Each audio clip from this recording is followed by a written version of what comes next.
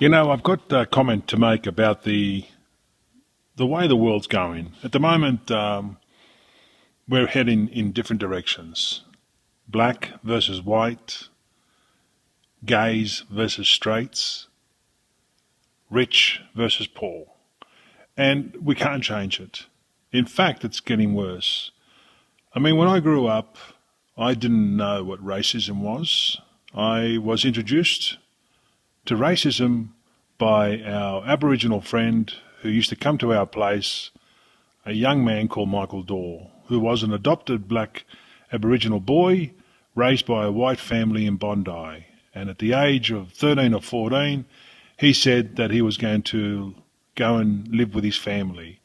And we were blown away that he decided to leave the mother and father that he knew all his life from a couple of weeks old to the ripe age of 13 or 14 and said that he was going to go and live with his family. He didn't consider the white people that raised him from birth his family, which broke their hearts, and we weren't even sure what racism was. But Michael Dorr, he actually introduced us to racism, and that was a black fella to a white fella. But anyway, having said all that, we've now got this system in place where we can't say or do anything that's going to offend the minorities. Everyone's a minority, so everyone's going to get offended. And, I mean, you can see the turmoil in the United States. They're calling Donald Trump a racist, and they're asking questions. When did Donald Trump say anything or do anything which showed that he was a racist? And no one in the black community can come up with one thing. No one. When asked, are you sure that he's a racist? They said, oh yeah, he is. And they asked the black people, well, when and how and what did he say? And no one can actually pinpoint one thing, but they've actually branded him a racist. And they throw out the racism card. Now, I haven't heard Pauline Hanson say anything against black people. I haven't say anything. I haven't heard Pauline Hanson say anything against the Muslim people, but I have heard that she's said plenty about the lazy blacks and the bad Muslims, and for that matter, the white Australian doll bludger. So she's got something to say about everyone who doesn't pull their weight and doesn't do the right thing by the Australian laws and the Australian tradition, and good luck to her.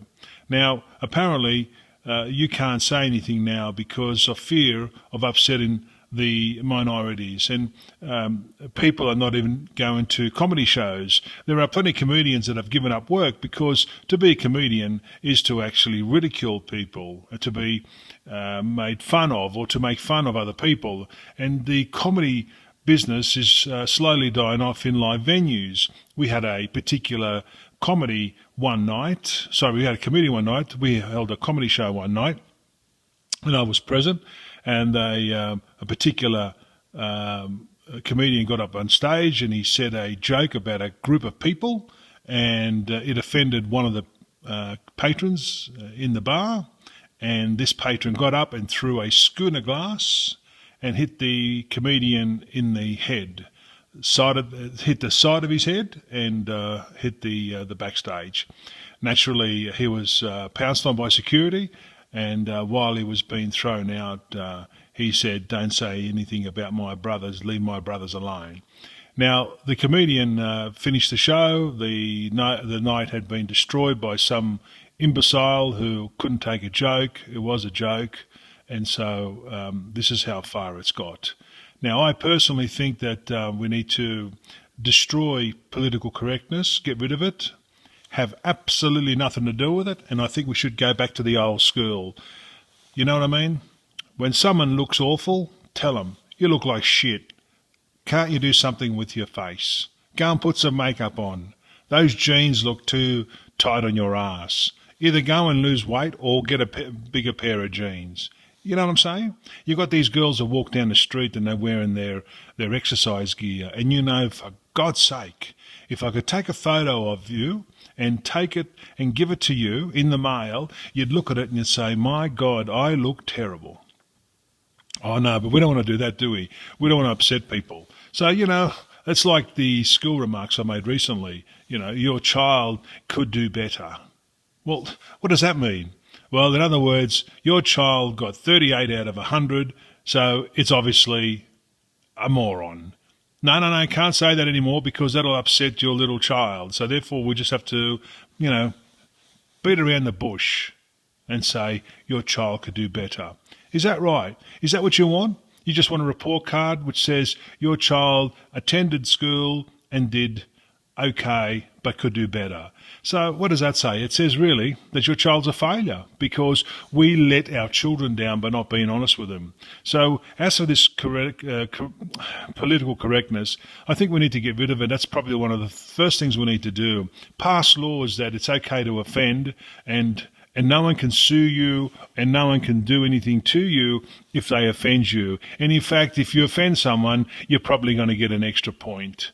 And that's all. Somehow reward honesty. Don't suppress honesty because it really destroys our youth. Now look at the way we lived in this country and the world, let's say 30 years ago, okay? Worldwide. Look at the Middle East. Parts of the Middle East that were normal like everyone else before the invasion of Islam. Now, Islam has destroyed many countries, and of course the people have gone from being free and easy to being suppressed and wearing clothing that covers their whole bodies because someone has, decided that that's what Allah wants. Well, Christ Almighty, They've not read the Quran properly, or they interpreted it differently. I remember one bloke who said something to me years ago, and I said, "Mate, you must be pleased that they found that misprint in the Quran about martyring." And he says, "What do you mean?" And I said, "Well, when you martyr yourself, you don't get 64 virgins, you get a 64-year-old virgin." And he said to me, "Oh, that's just rubbish. We don't believe in it." I said, "Yes, you do, mate. You do believe in it because no one from the Islamic community have come out to condemn these people. You all just say that we misunderstand you and there's a lack of communication." Well, mate, firstly, learn our language. Okay, I'm not in Iran. I'm not in Afghanistan or Pakistan or India or anywhere else. I'm here in Australia, and when my parents came here, as everybody else, they learnt their language, learned the Australian language. They did their best, and they tried. They didn't actually stand up with their placards and say, "Listen, we have to eat pasta every Sunday, church every Sunday, and fish on Friday, and this is the only religion you're allowed to preach." We didn't do that. Okay? You go to some of the Catholic schools. Obviously, you can prove that you haven't got the funds to raise your children in the Catholic faith and have them educated in the Catholic faith. They will do it for free, okay? They don't charge you, which is great. We have a free education system in this country, which is great. In other parts of the world, women are not allowed to have an education. So you want to tell me that they're right and we're wrong? Never. So we are entitled to offend these morons. We should offend these morons. We should suppress these morons because if we don't, we become morons. And I'm not saying something which is going to shock any of you. You all think that way. You all must think, my God, where are we going? This political correctness has gone out of control. All of a sudden, "Oh, you look amazing. You look amazing." All these things, you look amazing. Well, for Christ's sake, you can't look amazing all the time. When you're 20, you look amazing. When you're 30, you look good. When you're 40, yeah, you're okay. When you're 50, you look a bit like shit. And when you're 60 and 70, well, no one comments anymore because they know that there's nothing really nice you can say about an old person. Just be grateful that you're fit and healthy and you can still wipe your ass and feed your mouth. And that's really it in a nutshell. But all of a sudden, we've got to politically dance around every single subject without offending people. Look, just stick to the old ways, you know what I mean? What's right is right, what's wrong is wrong, black is black, white is white. And stick to your own, I'm not being racist, just stick to your own. Whites with whites, blacks with blacks, Asians with Asians. We will get on fabulously.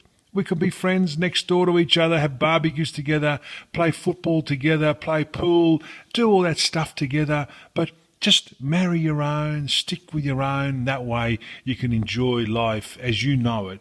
Trying to mix two cultures together is, trying to fit a square peg into a round hole. You could do it, but you've got to bash it in with a hammer and damage it, and it's not the same.